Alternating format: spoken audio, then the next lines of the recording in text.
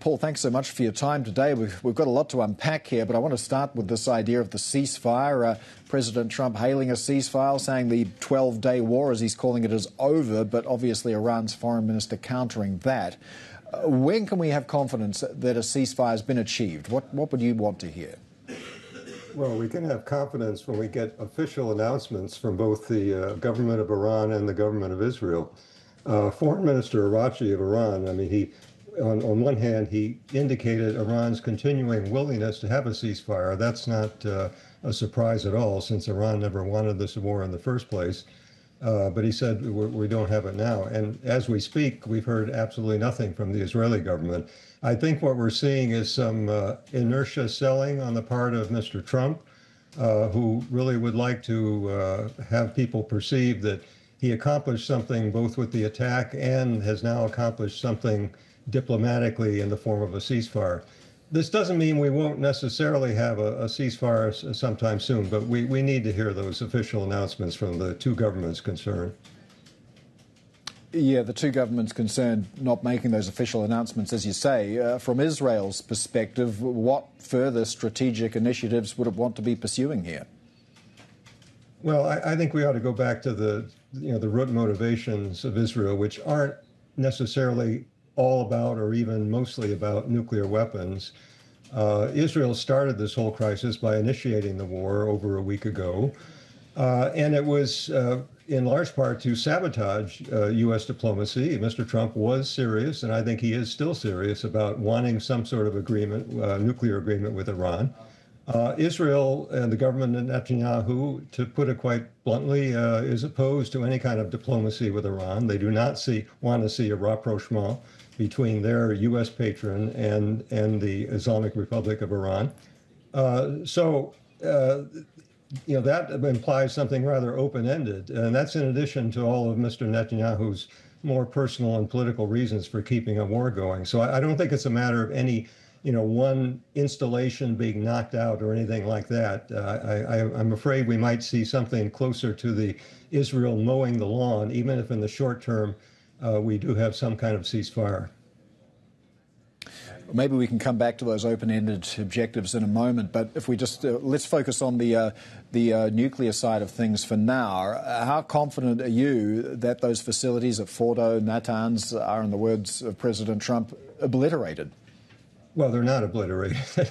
And I think one reflection of that is even at Fordo, the notorious site with the enrichment capabilities buried far underground, where we used the 30,000-pound bunker buster bombs, the next day, Israeli aircraft went in to bomb Fordo again. So evidently, at least from the standpoint of Israeli targeteers and analysts, it wasn't obliterated. And I think even more importantly, there were numerous indications that the Iranians, expecting this kind of attack from the Americans, as well as from what they've sustained from the Israelis, had relocated much of their stockpile of partially enriched uranium and possibly some of the cascades of centrifuges as well. And that's part of what we and the IAEA, the International Monitoring Agency, simply don't know where that stuff is. But the bottom line is it's a dispersed, complex nuclear program, and you can't say that even if Fordo and Natanz, the key facilities, were bombed into obliteration, that you've eliminated the program. The program is not eliminated. Yeah, and there have been satellite images of trucks lined up at Fordo before that strike occurred. Now, you are, of course, a former intelligence officer. Where do you rate missing weapons-grade uranium and centrifuges in Iran as a security risk? How serious is this? Well, we've had a nuclear program in Iran that goes back to the time of the Shah. I mean, that's nothing new. We're not talking about some new crisis here. And all the intelligence indications, certainly that come out of the U.S. intelligence community, have been that Iran has still not decided to build a nuclear weapon, or has initiated, or I should say resumed, because they were doing some of this stuff before 2003, weaponization or design of a weapon. What they've been doing ever since Mr. Trump pulled out of the previous nuclear agreement in 2018 is to increase this stockpile of up to 60%, which is kind of one level below what you need for weapons grade uranium. And so I don't consider that as a security risk per se. What I consider as a risk is if Iran were to be moved to actually make that decision finally to build a bomb. And I'm sorry to say that when you get attacked by a couple of other nuclear powers, it's hard to imagine any other thing that might move Iranian decision makers closer to that decision. That would be a threat. Indeed, they do offer the ultimate security guarantee. But with that in mind, what was the least worst option, striking Iran or sitting back and doing nothing? It's not a matter of sitting back and doing nothing. It's a matter of using diplomacy, which has worked in the past. We had the Joint Comprehensive Plan of Action, which is the title of the nuclear agreement that was signed in 2015. That closed all possible avenues to an Iranian nuclear weapon. The Iranians got rid of 97% of their enriched uranium. They filled the nuclear reactor with concrete. They subjected themselves to the most intrusive international monitoring arrangement that any country has ever voluntarily agreed to. And according to the IAEA, they scrupulously observed all the limitations under that agreement for the next 3 years. In fact, they continue to observe the limitations for another year after Mr. Trump reneged on the agreement. So diplomacy works. And we can still hope that diplomacy will work again with a new agreement, but that's certainly not doing nothing. Well, it seems like a good place to circle back to your earlier observation that Israel, to a degree, sabotaged diplomacy with perhaps a more open-ended strategic objective in mind. What is that? Is that regime change? I think the Israeli government would be happy with, you might call it regime change. It's more kind of regime destruction and chaos.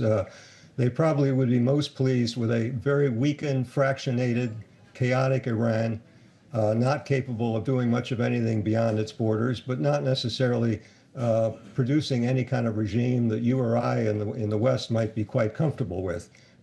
In fact, probably the Israelis would not want to see something like a moderate democracy emerging in Iran, because they would no longer be able to point to Iran as the supposed source of all difficulties in the Middle East. But there's no question, when you look at the targets that the Israelis have struck, which have gone far beyond anything related to the nuclear program, or even beyond just military targets, things like the public broadcasting system and the homes of senior officials. They want to cause chaos. They do want to break down this regime. Call it regime change if you will, but I would not be optimistic about what would emerge on the other end. Yes, indeed, to your point, one of the targets was a notorious prison for housing political prisoners. The doors got blown off that as well. Yeah. If you were to consider what's in store over the next few weeks, could you unpack perhaps a best and a worst case scenario for us? Well, I think, first of all, I think there will probably be some sort of ceasefire, even if it's not on the timescale that Mr. Trump mentioned in his social media post.